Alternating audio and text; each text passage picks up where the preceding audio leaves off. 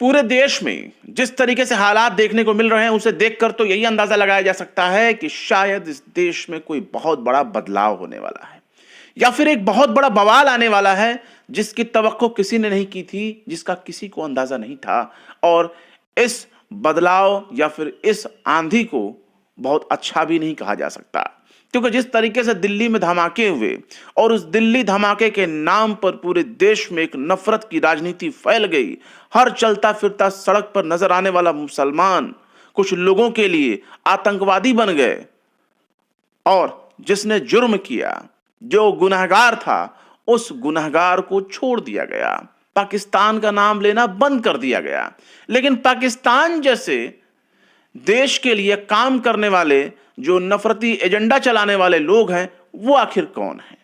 उनके खिलाफ आखिर क्या एक्शन हो रहा है? या फिर आतंक की मंडी जिसे कहा जाता है पाकिस्तान, उसके खिलाफ क्या एक्शन लिया जा रहा है? इस बारे में कुछ भी सुनने, देखने और पढ़ने को नहीं मिल रहा है। आखिर ये हो क्या रहा है? अब नफरत की खेती हर जगह देखने को मिल रही है। बाबा बागेश्वर हिंदू राष्ट्र बनाने के लिए अपना पदयात्रा कर रहे हैं। हर इलाके में घूम घूम कर हिंदुत्व के लिए लोगों को एकजुट कर रहे हैं, ताकि हिंदुत्व को, तमाम के तमाम हिंदुओं को एकजुट किया जा सके और हिंदू राष्ट्र बनाया जा सके। तो ऐसे में सवाल ये उठता है कि आखिर इस हिंदू राष्ट्र वाले नारे का फायदा किसे मिलने वाला है?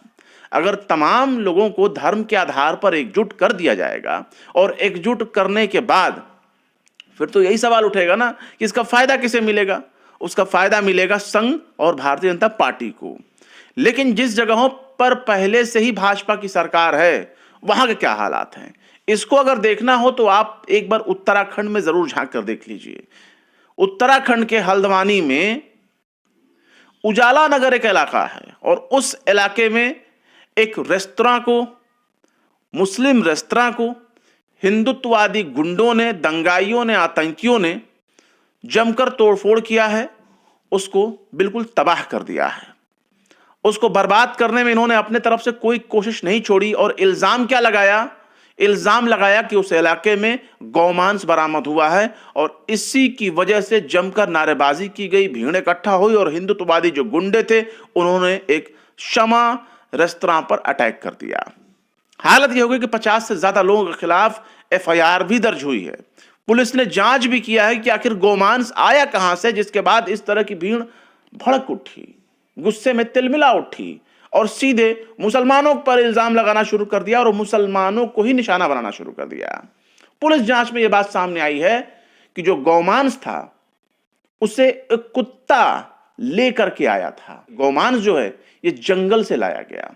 पुलिस अपने यहां कह रही सीसीटीवी फुटेज के आधार पर कि गौमांस जो है एक कुत्ता अपने साथ लेकर के आया।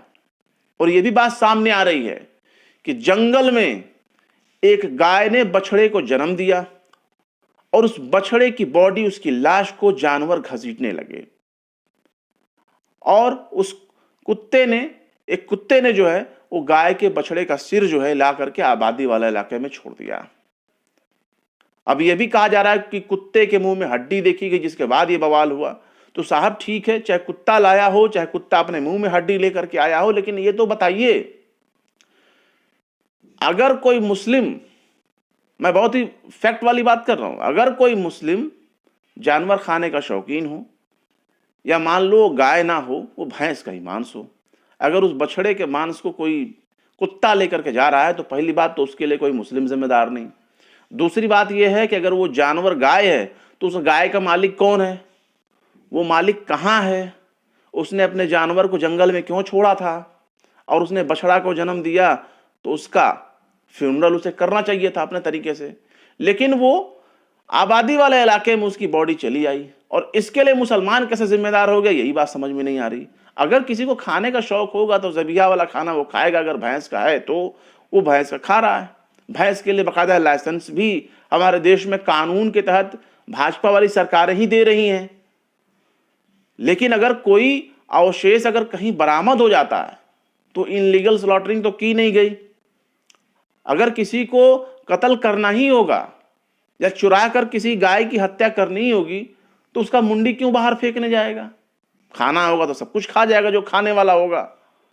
हमारे इसी देश में कई ऐसे वारदात देखे गए, पड़ोसी उत्तर प्रदेश में देखे गए, जब गौमांस के नाम पर पीट पीट कर अखलाक को मार दिया गया, दूसरे इलाकों में पहलू खान को मार दिया गया। कई मॉब लिंचिंग ऐसी हुई जिसमें मुस्लिमों को चुन चुन कर निशाना बनाया गया। अखलाक मर्डर केस में तो यह हाल है कि अब उत्तर प्रदेश की सरकार तमाम मुकदमों को वापस लेने जा रही है। आरोपियों को छुड़ाने के लिए, तमाम आरोप वापस लेने के लिए उसने कोर्ट में अर्जी दायर किया है। तो आखिर ये हिंदूवादी गुंडे जो हैं, इनका हौसला बुलंद कैसे हो रहा है? इसीलिए बुलंद हो रहा है क्योंकि उनको ये पहले दिमाग में डाल दिया गया कि तुम कोई भी अपराध करोगे, तुम हमारे राजनीतिक एजेंडे को तुम आगे फैलाओ, तुम्हें कुछ नहीं होगा, तुम्हें साफ सुथरा बिल्कुल बचा लिया जाएगा, तुम पर एक आंच नहीं आएगी। और उसी का एक नमूना पेश किया है उत्तर प्रदेश की सरकार ने दादरी कोर्ट में, सूरजपुर कोर्ट में। ये दिखा दिया कि भाई देखो, हम सारा मुकदमा वापस ले रहे हैं, अब तो उनको कोई डरने की जरूरत नहीं है, जो भी 17-18 आरोपी हैं। और उत्तराखंड में हल्द्वानी में जो इतना पीस इलाका माना जाता था, अगर पूरे उत्तराखंड में अगर आप गौर करना शुरू कर दें, खासकर जब से पुष्कर धामी की सरकार आई है, उसके बाद से मुसलमानों को चुन चुन कर निशाना बनाने की कार्रवाई की गई। मदरसों को बंद कर दिए गए, मस्जिदों को बुलडोज कर दिया गया, मज़ारात जहां जहां देखे गए उनको तोड़फोड़ किया गया उनके साथ। तो ये सब कुछ ऐसा अचानक क्यों होने लगा? ये तमाम जो हिंदूवादी संगठन है, अचानक इनके ऊपर बुखार कैसे चढ़ गया और हिंदूवादी संगठन आए कहां से? ये ऐसे बहुत से सवाल हैं। उत्तराखंड में सीसीटीवी से ये प्रूफ हुआ है कि उसे कुत्ता लेकर के आया, एक मरा हुआ बछड़ा का सिर वो आबादी वाले इलाके में कुत्ता लेकर के आए। लेकिन इसका नाजायज फायदा उठाया किसने? इसका नाजायज फायदा उठाया हिंदूवादी गिरोह ने, हिंदूवादी संगठन ने, और एक मुस्लिम होटल वाले को टारगेट किया, उसके दुकान में घुसकर तोड़फोड़ की, उसको तहस नहस कर दिया। तो ये तमाम एक राजनीतिक एजेंडा है और इसमें चाहे हिंदू हो चाहे मुसलमान हो, इस एजेंडे से बिल्कुल दूर रहे। और इस एजेंडे से दूर रहने का तरीका यह है कि पहले हिंदू को मुसलमान पर भरोसा करना होगा और मुसलमान को हिंदुओं पर भरोसा करना होगा। यह नहीं चलेगा कि अरे चलो इनका तो यही काम है। नहीं, आपको एक दूसरे पर भरोसा करना होगा। अगर समाज में एक साथ रहना है तो एक दूसरे पर भरोसा कायम करना होगा, तभी जाकर ऐसे जो एजेंडाधारी गुंडे हैं उनको आप साइड कर सकते हो, उनके एजेंडे में फंसने से बच सकते हो। वरना हर इलाके में दंगे वाले माहौल बनाए गए हैं और आप हर जगह लाभ जूते खाएंगे, फंसेंगे, और जो भी पीड़ित होगा वो हिंदू भी होगा, मुसलमान भी होगा, और सबसे बढ़कर इस देश का नागरिक होगा। इन लोगों का क्या है? ऐसे लोगों को बचाने के लिए सत्ता सिस्टम पूरी तरह से सक्रिय है, लेकिन एक आम आदमी क्या इन सब झमेले में, इन सब पचड़े में फंसना चाहेगा? बिल्कुल नहीं। आंख कान खोल कर रहिए।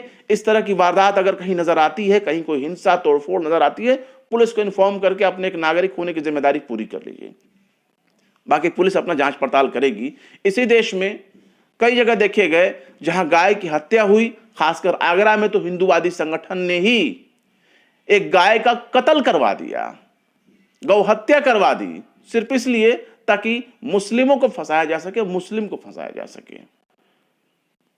उत्तर प्रदेश के ही अयोध्या में ऐसे भी मामले देखे गए जिसमें हिंदूवादी संगठन के लोग, सब के सब हिंदू, धर्म से सब के सब हिंदू। पहले तो अपराधी का धर्म नहीं देखना चाहिए, लेकिन अगर धर्म की बात हो रही तो अपराधी सब के सब हिंदू थे। और उन लोगों ने आपत्तिजनक पोस्टर और मांस जो है धार्मिक स्थलों के बाहर फेंकने शुरू कर दिए। वो तो गनीमत है अयोध्या की पुलिस की, जिन्होंने अच्छे से एक्शन लिया और हिंदूवादी गुंडों को पकड़ करके अंदर किया, उनको मीडिया के सामने पेश किया। तब पता चला कि भाई साहब ये तो पूरे इलाके में ही दंगा कराना चाहते थे। और ऐसे लोगों की सरपरस्ती कौन कर रहा है, ये बताने समझाने की जरूरत नहीं है। तमाम लोगों को एक दूसरे पर भरोसा करना होगा। फिर मिलते हैं किसी और वीडियो में एक नई खबर के साथ। शम्स तबरेज को दीजिए इजाजत। जय हिंद। अगर अभी तक आपने हमारे चैनल टाइम्स मेल को सब्सक्राइब नहीं किया है तो जल्दी से सब्सक्राइब कर दें और बेल आइकन भी प्रेस कर दें।